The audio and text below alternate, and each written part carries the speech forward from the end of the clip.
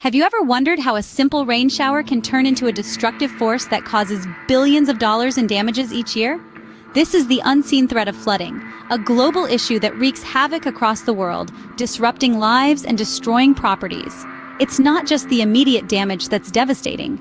The aftermath of a flood can leave an area economically and environmentally crippled for years.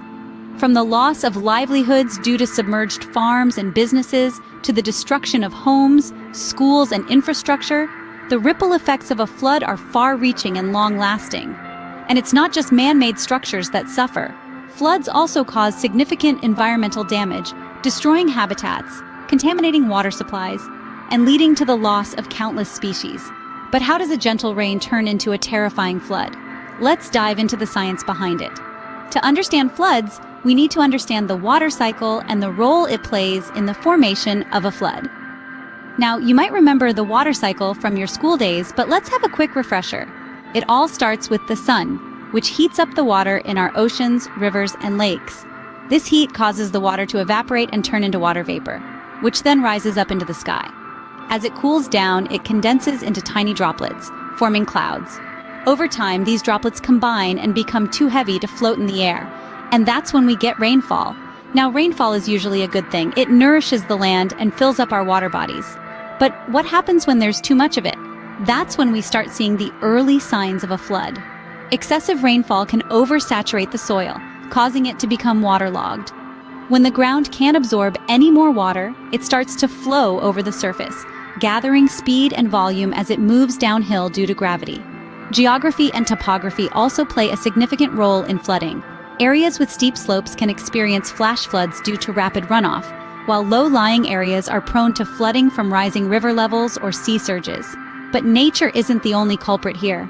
Human activities like deforestation and urbanization can exacerbate flooding. Trees and vegetation help absorb water, and their roots hold the soil together, preventing erosion. When these are removed, the land loses its ability to hold back the water.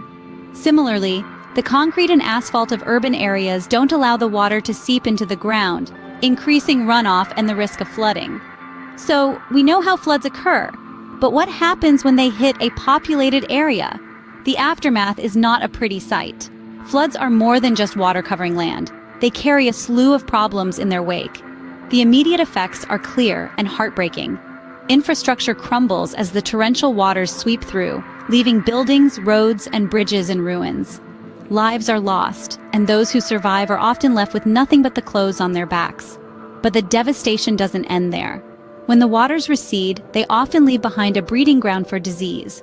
Stagnant water and debris become hotspots for mosquitoes and other disease carriers, leading to outbreaks of illnesses like malaria and dengue fever.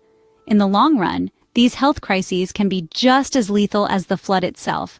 Then there's the displacement of people. With homes destroyed and livelihoods washed away, thousands, sometimes even millions, are forced to abandon their familiar surroundings in search of safer grounds.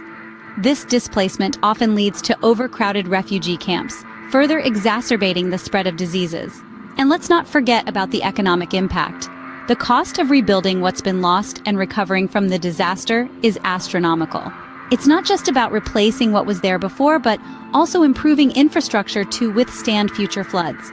Floods, therefore, are a serious issue that requires our attention and understanding. They're not just a natural disaster that happens, and then it's over. The aftermath of a flood continues to ripple through communities long after the waters have receded. So, we've learned about the causes and effects of floods, a natural disaster that claims lives and causes havoc every year. We've delved into the science behind their occurrence, the immense damage they inflict, and the lingering aftermath. From the hidden threats to the visible devastation, floods are indeed a force to reckon with. Yet, by understanding floods, we can better prepare for them and potentially save lives and properties. Knowledge is our first line of defense against this destructive force of nature.